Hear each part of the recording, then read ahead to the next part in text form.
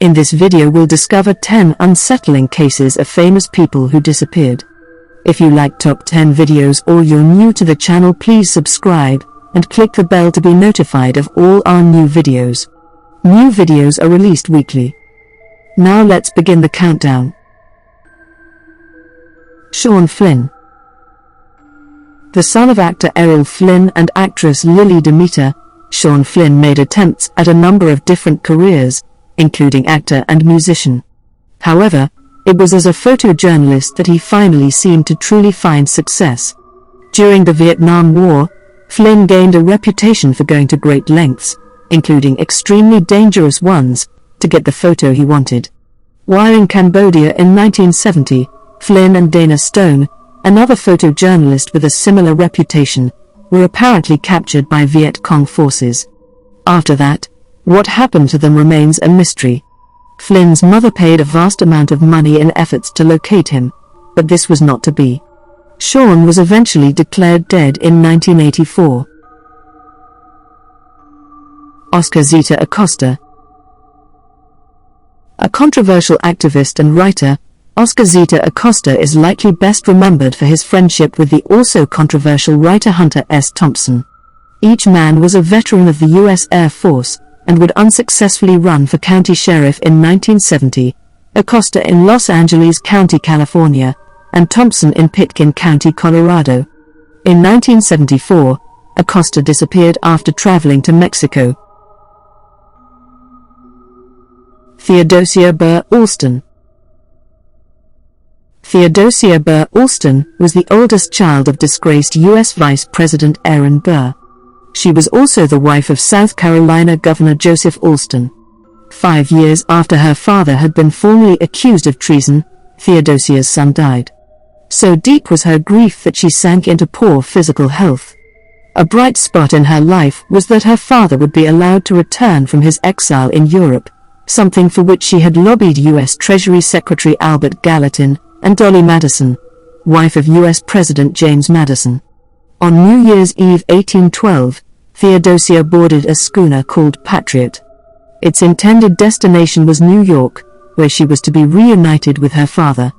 Her husband, recently sworn in as governor, was not able to accompany her because of his duties surrounding the War of 1812, which had broken out around the same time as their son's death. The schooner never reached its destination. Some have theorized that the vessel was captured by pirates, but most historians seem to suggest that the Patriot sank as a result of a major storm that was documented in the region at the time.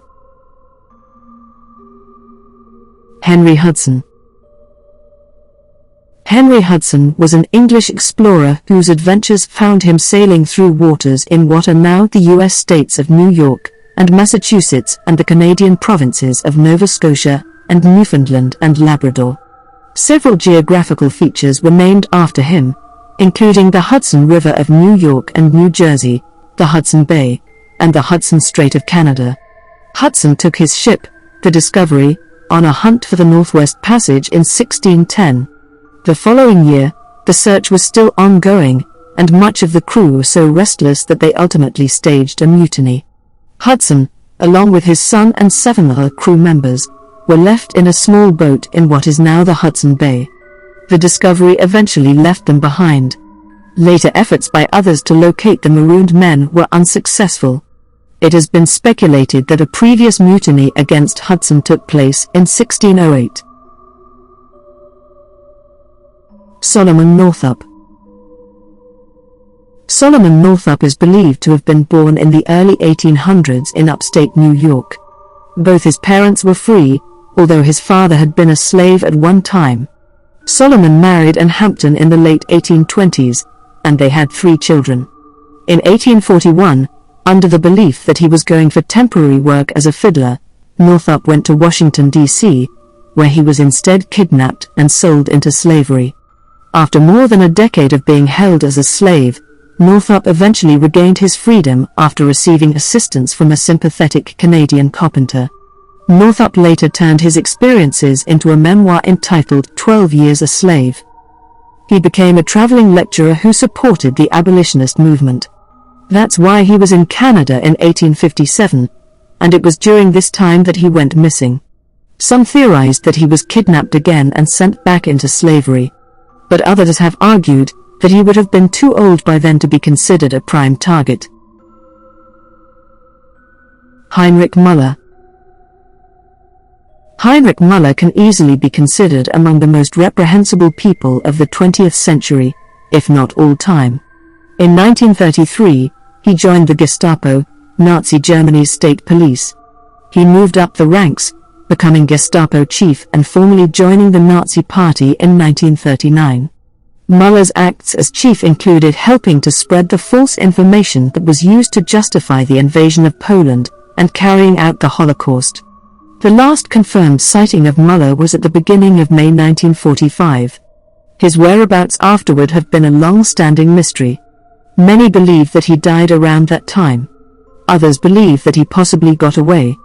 The Central Intelligence Agency conducted extensive searches for Muller and floated the possibility that he was being sheltered by the Soviet Union. Harold Holt. Harold Holt was a noted Australian politician. After serving in a number of cabinet positions, he became the leader of the Liberal Party of Australia, which is actually the country's main Conservative party, and Prime Minister in early 1966 after the retirement of Robert Menzies. Later that year, Holt led the Liberal Party and the Australian Country Party, now the National Party of Australia, its coalition partner, to a dominant federal election victory. In late 1967, Holt went swimming at one of his favourite spots and didn't return. A major search and rescue operation commenced, but he was never found. No formal inquiry by the federal government into the disappearance was ever conducted.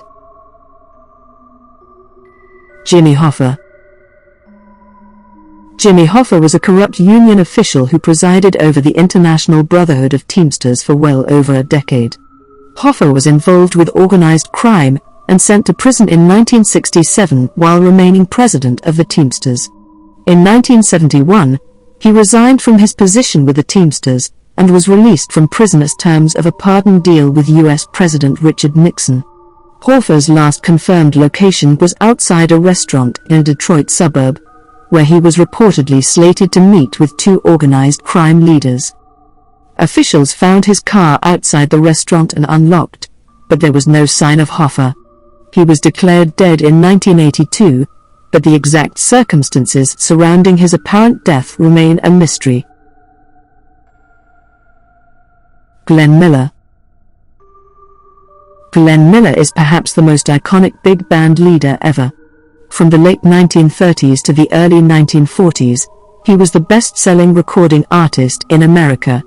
After the United States entered World War II, Miller first volunteered to join the U.S. Navy. They turned him down, and he volunteered for the Army instead. He was eventually assigned to the Army Air Forces. In late 1944, Miller and two others boarded a plane that was supposed to fly to France, where he intended to arrange concerts for U.S. troops. The plane vanished somewhere over the English Channel. Neither the aircraft nor its occupants were ever found. Amelia Earhart. The story of Amelia Earhart is likely the most famous missing person story of all. Her flying exploits, both as a passenger and as a pilot, made her world famous. In 1937, Earhart and navigator Fred Noonan embarked on a planned trip around the world. On July 2, Earhart began sending out radio messages that indicated they were low on fuel and were desperately seeking help over the Pacific Ocean. A U.S. Coast Guard cutter, the Itasca, set out to help them. The Itasca could not locate the plane and began making smoke signals, hoping that Earhart and Noonan could see the smoke if they were in the area. But it was to no avail. After an official search by the U.S. Navy and Coast Guard, and a private search funded by Earhart's husband failed to produce major results, Earhart was declared dead in 1939.